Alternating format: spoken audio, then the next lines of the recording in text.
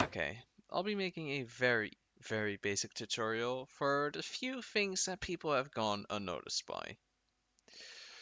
First of all, there is a very simple solution to many things, such as pressing tab will bring up this menu. You can toggle mirror mode, you can move the mirror line, you can show the center of mass, you can even rotate the font to, let's say, rotate, switch it around from front to back. Yes, there's a back and a front indicator for those that haven't noticed. There's a lot of things, such as the big plates, which in return offer less damage reduction and hit points.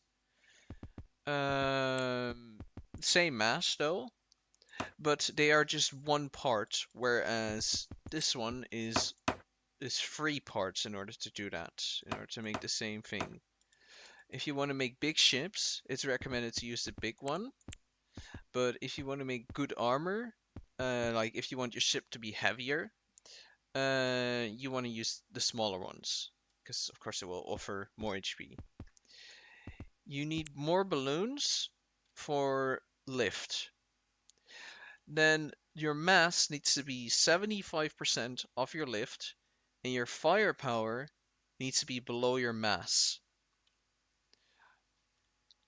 Then we have a lot of these things, which are handy because you can pick them up, such as the repair hammers.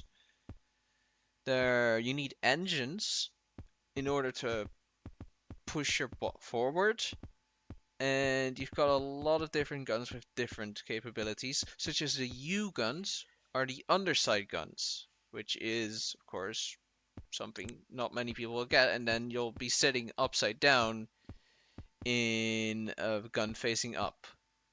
You can put multiple steering wheels, and if you need to make sure that you save your bot when going in sandbox or a battle. If you forget, there's always an autosave that you can load, which will bring this back. You can dismantle the bot in order to do it quickly, and most people have the build player speed, which is the speed at which you move around. You might want to change that. You have, of course, sandbox, battle, blah blah blah. In battle, there are a few things. You can join a server, and then you can be captain, or when there is a captain, you can click them and join their team. As, of course, you'll be crew member of their ship. Next to that, there are a few more basic things that I'll talk about once the game goes back. There are buttons such as undo and redo. You can cycle the connection points, such as if I want to place this armor route, it will use the bottom connection point, but if I use R, it will place by one of the sides. You have a weapon groups, which if you look at a weapon, you have to set the weapon group by just looking at it. For example, this one is set to 4, but if I press 3, it will be switched in weapon group. You of course don't want to keep your weapons on too long or put too much in the same, as it will draw a lot of pressure. Uh, there's a lot of things in general that require you to press tab.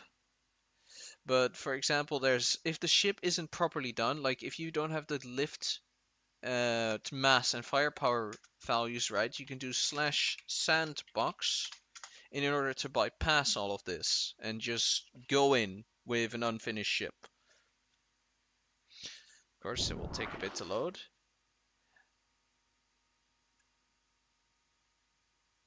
Okay, there we go. You can spawn your own ship with C. You can do enemy ships with Z. And you can do your own ship as enemy or ally with M and N. And you have a reconstruct button, which is of course respawning if you have a respawn chamber. And, well, I guess that about covers it all. Yeah, uh, there's your tutorial. Just added a lot of balloons, rudders, movement engine, blah blah blah blah blah blah blah blah blah. And have a lot of respawn chambers.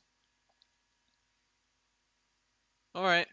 Oh, and a funny thing, you can actually select cubes with mid-click from this pile as well as your bot. That'll be it. 5-minute tutorial. Rocky out.